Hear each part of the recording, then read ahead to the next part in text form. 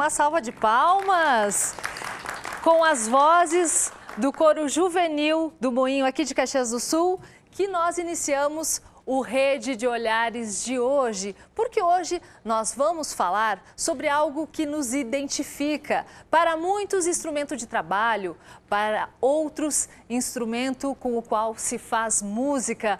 Hoje nós vamos falar sobre a voz.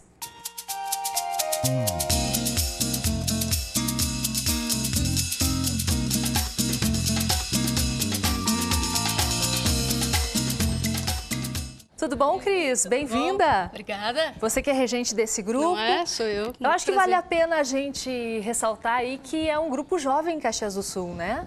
Sim, relativamente jovem. O coro, na verdade, existia antes como Coro Juvenil La Salle Caxias. E ao final de dezembro houve uma reformulação, a gente mudou de nome e de endereço. Então, é praticamente o mesmo grupo, alguns novos cantores. Tudo bom, Felipe? Tudo bom. E aí, Felipe, tua voz mudou muito, assim, nos últimos anos? Mudou. Uma vez ela era muito fina, sabe? Daí ela foi engrossando e daí com a ajuda do coro, tipo, eu aprendi a cantar mais alto e melhor. Principalmente com o vocalize. Arthur, e aí, a tua voz mudou muito? Com certeza. Quantos anos você tem? Eu tenho 16. 16? Sim. Era mais fina e... Sim, era bem mais aguda. Eu entrei no coro em 2012 como contralto. E eu já mudei de contralto para tenor, para barítono e agora eu já sou baixo.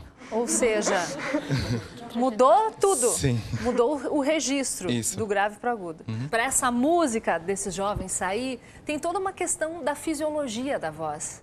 E num dia como hoje na Serra Gaúcha, essa voz fica muitas vezes prejudicada também, né? Com certeza, como a minha. A gente tem que fazer um pigarrinho para fazer uma limpeza, o nariz tranca um pouco. Mas é isso aí, usando direitinho a musculatura, tendo uma boa respiração, a voz vai sair bem. Por que a voz tem tanta importância assim? Será que ela nos identifica também um pouco enquanto personalidade, enquanto profissão, enquanto cargo que ocupamos também? Sim, com certeza. Hoje eu trabalho com a voz há mais ou menos uns 15 anos e trabalho muito com essa parte de dicção, de oratória, nas empresas, na profissão, no canto, enfim, nos repórteres. Com certeza a voz ela identifica muito e hoje, profissionalmente, ela é uma ferramenta fundamental, principalmente para a liderança. Então, claro que vem a personalidade, tem a questão da pessoa trazer consigo toda uma característica de personalidade e estilo. Mas hoje uma boa voz, uma boa dicção, uma boa articulação, que tenha comando, que seja efetivo, isso faz uma grande diferença na profissão. E a gagueira também pode ser tratada? Ela tem um fundo psicológico? Chega a dar uma agonia da gente ver essas cenas ali onde ele não consegue se expressar, né? Num discurso transmitido pelo rádio, depois quero falar também com o Luiz Bolsoni, que é um profissional dessa área. A gagueira tem, na verdade, várias pesquisas. Autores que defendem a questão psicológica, outros a neurológica e a questão da comunicação como o exercício ele está inserido nos dois contextos, tanto nos autores que defendem a questão neurológica como a emocional. Porque no momento em que a gagueira é instalada, tu tens que trabalhar com o exercício para conseguir que esse mecanismo possa ser superado. Como é que surgiu essa voz, Bolsoni, essa descoberta dessa voz enquanto instrumento de trabalho, né? A descoberta, na realidade, foi uma coisa natural. Ela veio, quando eu estava ouvindo agora a rapaziada falar que modificou a voz, era fininha, modificou. Eu passei esse processo e quando eu tive essa mudança de voz, ela já veio um pouco mais encorpada do que normalmente as pessoas tinham. Isso com que idade, Bolsoni? 16 para 17 anos já tinha esse uma voz vozeirão assim. todo aí? Já. E chamava atenção? Já tinha. Chamava, pois é. E a cidade onde eu morava, em Vacaria, tinha emissora de rádio, né? E eu nem pensava em trabalhar em rádio na época. O meu pai era alfaiate e ele fazia ternos na época, né? E um dos clientes dele era o gerente da rádio de Vacaria. E numa dessas visitas que ele fez como cliente para o meu pai, ele me ouviu, ele conversava comigo e ele disse: esse menino pode ser locutor, tu não gostaria de ser locutor? Aquilo me pegou de surpresa, né? Locutor de rádio? Diz ele, sim. Olha, tudo bem, né? Você trabalha com o quê? Eu trabalho numa farmácia como locutor de rua. Locutor de rua. Isso. Então, o seu trabalho é chamar as pessoas Isso. através da sua voz. Isso, exato. E aí, como é que é isso no dia a dia, assim? É uma coisa que a gente já está há 10 anos fazendo isso aí, né? Desde 2004.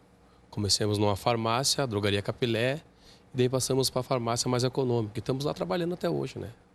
E descobriu esse teu dom como? Isso aí é que nem dizer, que é do paraquedas, né? Um colega meu me convidou para trabalhar e eu não sabia de nada, não. Aí ele foi me ensinando as dicas, né? Eu fui pegando, e até hoje estou lá. E a voz para vocês, Jonas? Olha, falar que é instrumento de trabalho é redundante. Não, é redundante mesmo. 90% do nosso trabalho está focado na voz. Já, que nem estávamos ouvindo lá os conselhos, né? Que nós temos de seguir sempre os conselhos, os cuidados da voz. Agora, essa época é terrível para quem trabalha com teatro, né? A mantinha. E eu estava até comentando com a Aline como a voz é assistente, né? Nós tivemos uma experiência semana passada que nós apresentamos uma peça de teatro inclusiva e era para surdos, para cegos e crianças, né, sem deficiência também. E os cegos, eles enxergavam através da voz, porque tinha uma audiodescrição. Então tinha um pessoal falando como é que eram as ações, somado com a ação teatral, né, que eles conseguiam ouvir também. E eu estava dizendo para a Aline, olha só como é que a voz fez eles enxergarem, né? A gente não descola tanto a voz, né? O microfone, quando a gente está falando por ele, todo mundo vai ouvir pelas caixas de som. E não por onde está o ator naquele momento. E claro, a gente precisa ter muita projeção. O nosso grupo trabalha muito com o teatro de rua, que é muito parecido, né, com o que a gente falava da locução. Enfim, essa questão de pronunciar a voz e ela fazer parte do corpo. No teatro, a gente trabalha muito isso. A gente cria o personagem através das ações físicas e da voz. Ila, tudo bem, Ila? Tudo bem, concorda com ela?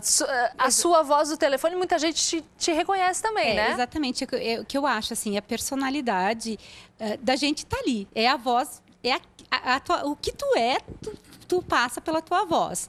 Então, assim, nós que trabalhamos 6 horas com isso, e eu já há bastante tempo como telefonista, né? Então, assim, nossa, as pessoas ligam, oi, professora fulana de tal. Olha, as pessoas acham engraçado porque elas não precisam nos dizer quem são. A gente já identifica a voz. A voz é um instrumento, claro, para nós, mas de uma outra forma, ele é tu acaba descobrindo quem está ali do outro lado.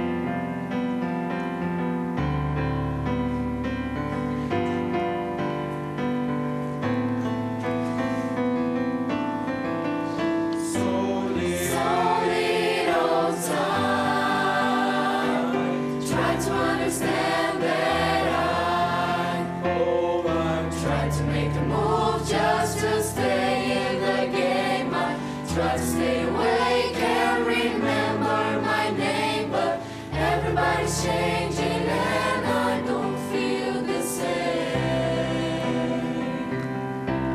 Oh, everybody's changing and I don't feel the same.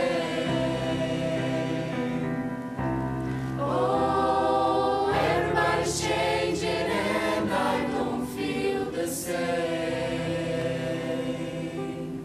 Vou chamar agora uma reportagem que nós fizemos com um dublador que é daqui de Caxias do Sul e que tem a sua voz reconhecida no país inteiro. Olha só.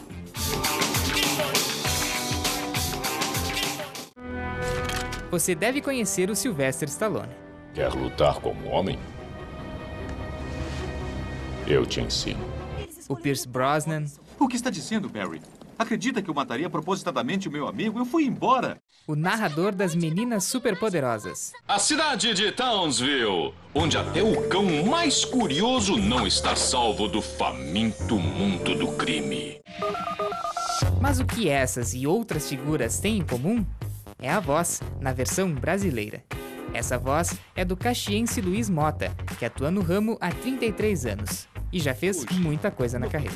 Dublagem, rádio, televisão e publicidade. Foi onde me especializei, digamos assim.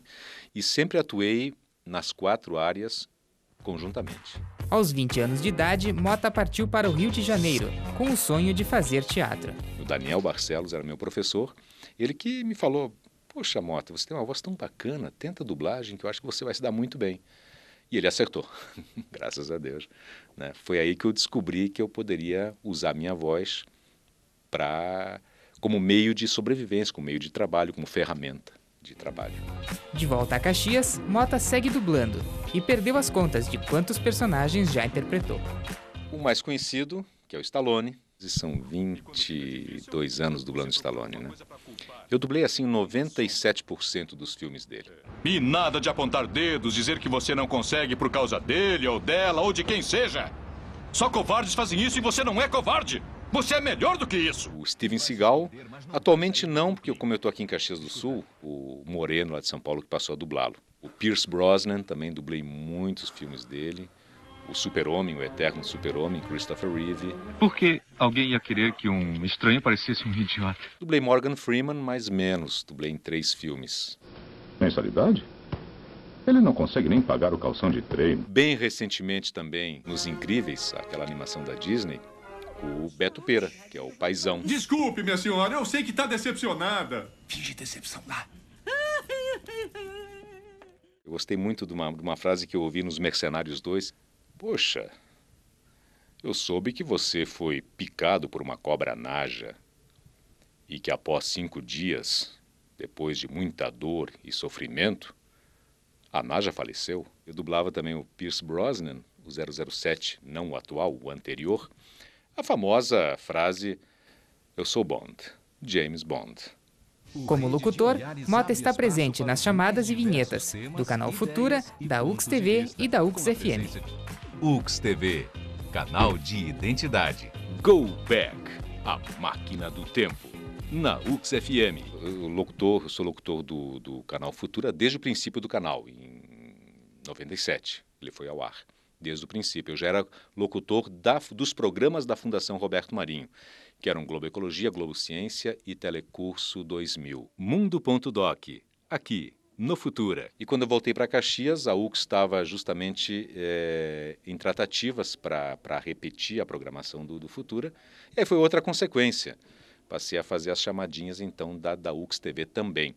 E tem algumas coisas gravadas na UX FM também. Apesar de não aparecer nas telas, Mota também é reconhecido por onde passa. Às vezes numa loja, fazendo compras, onde você conversa muito com o vendedor, não demora muito, ele vira para você, puxa, mas eu conheço a sua voz. É da televisão. E aí, pronto, aí então o pessoal descobre. Você está assistindo Rede de Olhares, na UX TV, canal de identidade. Sim, é muito importante que tu crie uma relação com o que tu tá dizendo. Se aquilo não faz sentido para ti, tu pode pensar que tu é um personagem que vai interpretar aquilo. A música tem mais vida se tu consegue mostrar para as pessoas que tu tá sentindo aquilo que tu tá cantando.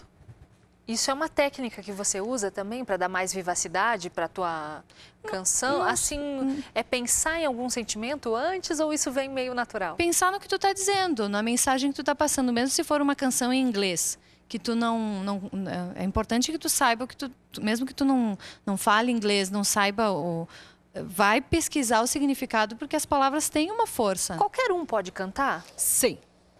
Sim. Existe uma voz ruim, uma voz inadequada? A gente ouviu falar que existem vozes doentes, né? Sim. Ou muito roucas, enfim. Mas existe uma voz ruim ou a pessoa é que tem que se encontrar? Na verdade, a voz ela tem que estar em perfeita harmonia com o teu corpo, eu vejo dessa forma, que é onde ela é produzida. A partir do momento que tu consegue harmonizar essa questão corpo e voz, qualquer pessoa tem condições, sim. Eu não digo assim, tem condições plenas de ser um grande cantor, uma grande cantora, mas pode cantar, sim. Você é professor de geografia, é isso? Isso, professor de geografia. Num cursinho? Eu trabalho em pré-vestibular e também agora no Instituto Federal, aqui em Caxias. Você já chegou a dar aula para quantas pessoas numa sala de aula?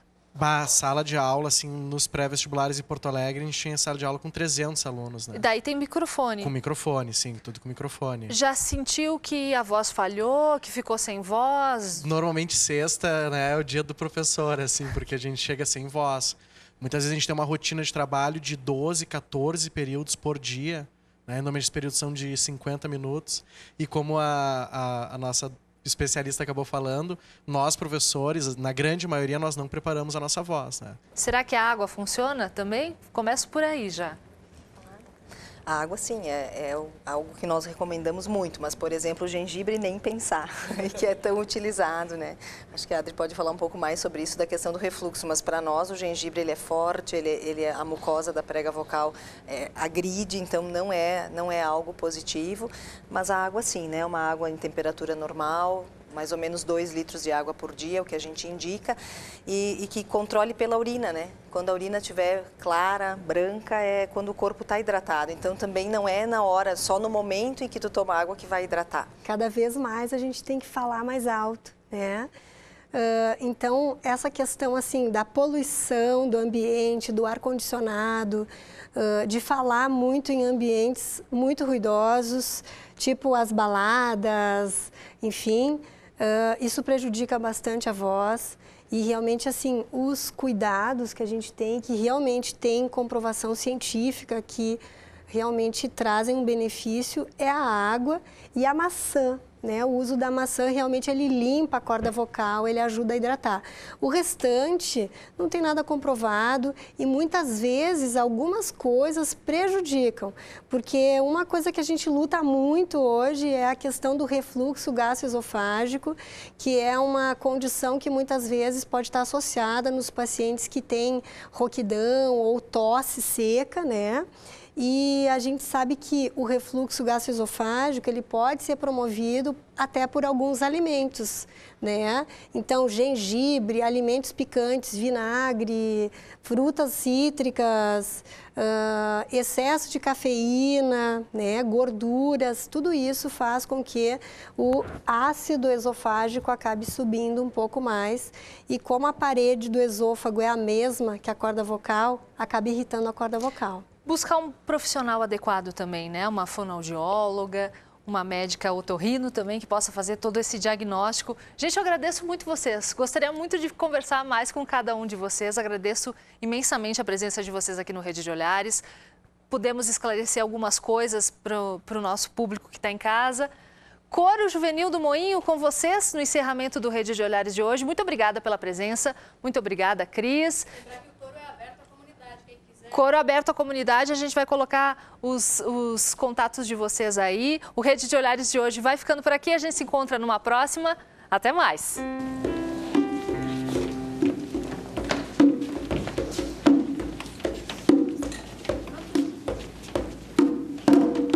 Sansa Kromane na yo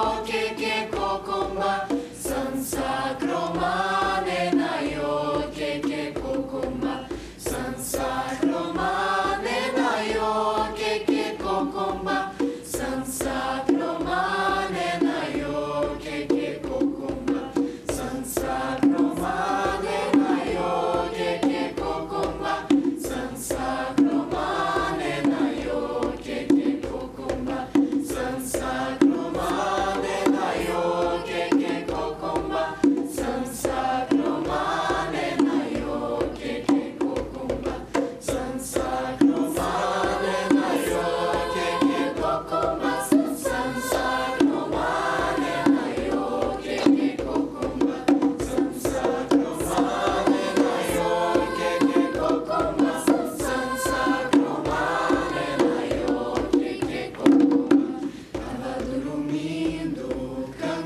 me chamou. Tava dormindo, Cangomar me chamou.